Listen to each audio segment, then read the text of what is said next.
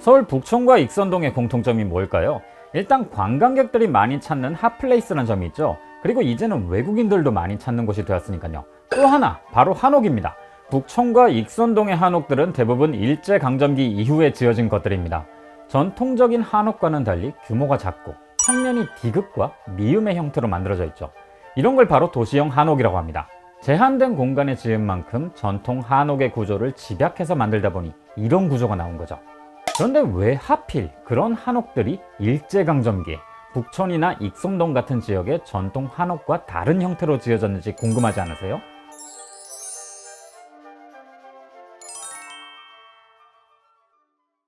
여기엔 일제강점기 당시에 경성에서 일본인들이 세력 확장을 막고자 했던 한 기업가의 이야기가 있습니다. 바로 최초의 조선인 디벨로퍼라 불리는 정세권 선생 이야기죠. 역사적으로 모든 대도시는 산업화와 발전 과정에서 성장통을 겪어왔습니다. 바로 도시로 인구가 몰려들면서 급증한 인구로 인해서 많은 문제가 발생하는데요. 그 중에서 가장 큰 문제가 바로 주택 문제죠. 농촌에서 도시로 일자리를 찾아서 몰려드는데 주택이 충분하지 않으면 그만큼 몰려든 사람들이 다 빈민이 되는 거예요. 실제로 뉴욕이나 런던, 파리 등의 서구 대도시들도 19세기에 다 그런 문제를 겪었고요. 1920년대의 경성도 마찬가지였습니다. 경술국치 이후 조선의 수도 한양은 일제의 식민도시 경성부가 되었는데요. 이와 함께 관공서가 들어서고 회사들이 들어서면서 점점 산업도시화하기 시작했죠. 이 덕분에 많은 인구가 경성으로 몰려들었는데요. 1920년까지 24만 명을 유지하던 인구가 40년에는 93만 명까지 늘어납니다. 이렇게 인구가 폭발적으로 증가하니 주택 문제가 심각했어요. 인구는 증가한 상황인데 지금 그렇게 쉽게 늘 수가 없으니까요. 당시 경성으로 이주한 사람들 중에서는 일본인들도 굉장히 많았는데요. 30년에만 무려 10만 명에 이르렀죠. 이들은 청계천 남쪽 지역에 주로 살았습니다. 당시엔 이 지역이 대부분 논밭이라서 일본인들이 주거단지를 이루기에도 좋았죠. 하지만 역시 이주 인구가 늘고 경성이 점점 인구 포화 상태에 이르자 이들도 새로운 지역으로 진출을 생각하게 됩니다. 이때부터 고려하기 시작한 지역이 바로 조선인들의 거주 구역이었던 청계천 북쪽 지역이었죠. 당시 조선인들 사이에선 이러한 상황에 꽤 위기감을 느꼈다고 해요. 경성으로 몰려든 사람들 중에서는 일본인만 있었던 것이 아니라 조선인들이 훨씬 많았습니다. 그런데 이들은 일본인들처럼 자본이 있는 것도 아니고 대부분 가난한 사람들이었기에 집도 못 구하고 빈민으로 살았던 거죠. 그래서 인구 증가로 인한 주택난을 훨씬 더 심각하게 겪던 중이었어요. 1929년 당시의 신문을 보면 일본인은 2만 1천여 호가 16,500여 가옥에 살고 있지만 조선인은 4만 9천여 호가 2만 4천여 가옥에 살고 있었다는 기록이 있습니다. 그만큼 주택난이 심각했다는 거죠. 이러한 상황에서 일본인들이 점점 그 영역을 넓혀서 조선인 구역으로 침투해 들어오니 여기서도 곧 내쫓기지 않을까 하는 위기감을 느낀 거죠. 실제로 일제강점기에 조성된 전주의 한옥마을도 일본인들이 전주 최대 상권을 차지하고 일본인 주택이 늘어나자 이에 대한 반발로 교동과 풍남동 일대에 한옥촌을 형성하기 시작했습니다. 지역에서 일본인들이 세력 확대로 인해 원거주민들이 위협을 느껴 집단 주거지를 형성하는 방식으로 대응한 거죠. 일본인들이 늘어나는 지역에선 다들 비슷한 마음을 가졌던 것 같습니다. 전주에서 한옥촌을 형성하면서 일본인들에게 수에서 밀리지 않게 노력했던 것처럼 서울에서도 동일한 일이 벌어졌죠. 그리고 이 흐름을 주도한 정세권이라는 인물이 등장합니다. 기농 정세권 선생은 1888년에 경남 고성군 하이면에서 태어났습니다. 젊은 나이에 면장에 임명되었는데 이때부터 가옥의 개선에 관심을 가졌다고 해요. 그러다 면장을 그만두고 1919년에 본격적인 주택사업을 하기 위해서 경성으로 상경합니다. 그리고 1920년에 건양사라는 회사를 차리죠. 당시는 주택붐이 절정이던 시절이었어요. 모두가 경성으로 몰려드니 사람은 많은데 집은 부족한 상황이었습니다. 집값은 천정부지로 올랐고요. 이때 정세권 선생이 떠올린 아이디어는 집을 싸게 공급하자는 거였어요. 한정된 부지에서 집을 싸게 팔기 위한 방법은 쪼개서 파는 겁니다. 100평 규모의 땅에 집 한 채를 지어서 팔면 그만큼 비싸지만 이걸 쪼개서 20평씩 5채로 나누면 한 채의 가격이 그만큼 크게 줄어들게 되니까요. 물론 그만큼 큰 부지를 확보하는 게 문제긴 하죠. 이건 경술국치 이후에 조선의 귀족들이 몰락하기 시작하면서 큰 저택들이 매물로 나오는 일이 늘어나면서 가능해졌습니다. 이런 저택들을 인수해서 부순 다음에 작은 주택 여러 개로 쪼개서 재건축을 하는 거죠. 게다가 이 20평 규모 5채 가격의 총합은 100평 규모 집 한 채보다 훨씬 큽니다. 아마 원룸 구하러 다녀보신 분들은 아실 거예요. 원룸의 환산보증금이 그보다 큰 면적의 투룸, 쓰리룸 집보다는 싸지만은 면적당 금액을 환산해보면 원룸이 더 비싸단 걸 알고 계실 거예요. 마찬가지인 거죠.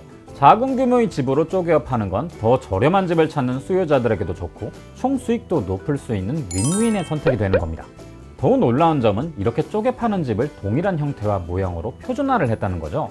아마 북촌을 가보신 분이라면 북촌의 한옥들이 다 비슷한 모양과 구조를 가졌다는 걸 아실 수 있을 거예요. 실제로 위성지도를 봐도 비슷한 모양새입니다. 이렇게 같은 모양과 구조로 집을 만들면 그만큼 단기간에 더 많은 집을 저렴하게 만들 수 있게 됩니다. 건축 인력들도 같은 모양의 집을 지으니 그만큼 빨리 숙련돼서 생산성이 높아지고요. 그 이전까지 우리나라에는 없었던 주택의 대량 생산 개념을 도입한 거죠. 물론 크기 자체는 작습니다만은 그만큼 공간의 효율화를 고민한 끝에 당시 한 가족이 충분히 거주할 만한 현대적인 공간을 만들어낸 거예요. 이런 도시형 한옥의 등장은 매우 중요한 의미를 갖습니다. 앞서 언급한 대로 20년대 경성 인구가 폭발적으로 증가함에 따라서 일본인들은 청계천 이북 지역인 북촌으로 그 영역을 확장하려고 하고 있었거든요. 이런 상황에서 일본인들에 의한 지역의 잠식을 막기 위해선 결국 확고하게 집을 가진 많은 인구가 필요하죠. 기껏해야 몇 채 정도의 개량 한옥을 공급한 게 아니라 대규모로 한옥을 공급했던 것도 바로 그런 이유에서였습니다. 규모를 키울수록 단위 비용은 저렴해지니까 집값이 저렴해지는 효과도 있었고요. 또 수요층에 따라서 서로 다른 한옥을 공급했다는 것도 특기점이죠.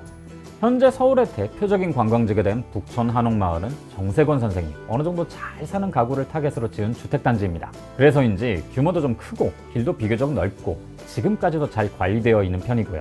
반대로 2010년대 후반 들어 힙한 지역으로 거듭난 익선동은 중산층 이하의 서민들을 위한 주택단지였습니다. 아무리 서민을 위한 주택단지라지만은 당시 경성 서민들이 집을 살 여유가 있었을까요? 물론 어려웠죠. 그래서 정세권 선생은 월납과 연납의 할부를 통한 주택금융을 제공하기도 했습니다. 부동산 금융을 제공하면서 주택 구매에 드는 부담을 줄여준 거죠. 대단한 점은요, 이 와중에 전혀 손해를 보지 않았다는 겁니다. 이런 대단히 부동산 프로젝트는 일이 잘못될 경우 엄청난 손실을 입고 망하기도 쉽습니다. 정세권 선생이 활동하던 당시에 경성에 사람들이 엄청 몰려들었으니까 부동산이 늘 호황이었을 것으로 생각하기 쉬운데요.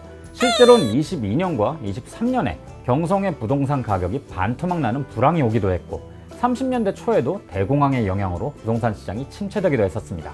그 와중에도 망하기는커녕 손실을 입지는 않았다는 거죠. 정세권 선생이 밝힌 비결은 이거였어요. 호황기에 집 한 칸이 400원까지 올랐는데 이때 들어가는 건축 비용이 250원입니다. 그런데 불황기 때 집 한 칸이 180원까지 떨어졌으니 엄청난 손해가 되는 상황이죠. 이 상황에서 정세권 선생은 과감하게 손절을 하고 건축 비용 170원의 집을 지어서 180원에 파는 전략을 택합니다. 이익은 작지만은 이걸로 이자를 내면서 버텼다가 이후 주택시장이 회복되면은 170원에 지은 집을 400원에 팔 수 있으니까 그걸로 전에 입은 손절 금액을 메우면 된다는 거였죠. 실제로 불황기인 1930년에 매물로 넣은 익선동의 땅을 대거 사들여서 서민을 위한 한옥단지로 바꾸기도 했고요. 20년대 후반 당시 경성에 공급되는 주택이 한 해에 1,700호 정도였는데요. 정세권 선생은 이러한 방식으로 매년 300호의 주택을 공급했습니다. 이렇게 대규모로 주택을 공급하면서 조선인들이 일본인들에게 밀려서 경성 밖으로 쫓겨나는 것을 최소화했던 거죠. 그 흔적을 우리는 이제 곳곳에서 남은 한옥들로 만나볼 수 있는 것이고요. 이렇게 번 돈을 사익을 위해서 쓴 것이 아니었습니다. 정세권 선생이 보기에 20년대 당시에 우리나라에게 필요한 건 공업의 발전이었어요. 하지만 일본 기업들이 더 많은 자본과 더 긴 시간 축적한 공업 기술력을 바탕으로 만든 제품들은 당시 조선인들이 만들던 제품보다 훨씬 경쟁력이 높았죠. 그렇다고 일본 제품을 쓰다가는 우리 제품이 경쟁력을 상실하고 산업 자체가 일본인들에게 잠식될 수 있다는 겁니다. 이건 아마도 정세권 선생이 조선인을 위한 주택이라는 제품을 열심히 만들고 공급해오다 보니 더욱 절실하게 와닿았을 겁니다. 조선인이 살 수 있는 주택을 만들지 않았다면 경성에서 조선인들이 내몰리고 일본인들의 도시 게이조가 될 수 있었을 테니까요. 정세권 선생이 물산장려운동에 참여하고 지원한 이유가 바로 여기에 있었죠. 특히나 29년과 30년엔 물산장려운동에서 사용한 예산의 60% 이상을 지원할 정도로 막대한 돈을 들였습니다. 물산장려회관 또한 지원을 해줬고요. 그뿐만 아니라 조선 어학회를 지원하면서 우리말의 맥이 끊어지지 않게 많은 관심을 두었습니다. 물론 그로 인해 일제에서 조선 어학회 회원들을 대거 투옥했을 때 정세권 선생도 체포되어서 고문을 받기도 했었죠. 또 경제사범으로 몰려서 뚝섬과 왕십리 일대의 토지 3만 5천여 평을 강탈당하기도 했습니다.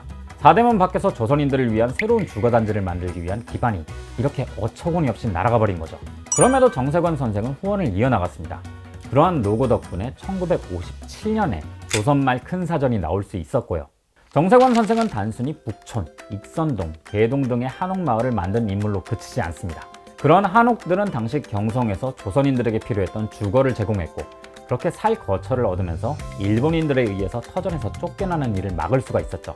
또 이렇게 벌어들인 돈을 조선인들의 경쟁력 강화와 한글과 우리말의 명맥 보호를 위해서 쏟아부었다는 점도 놀라운 점이고요.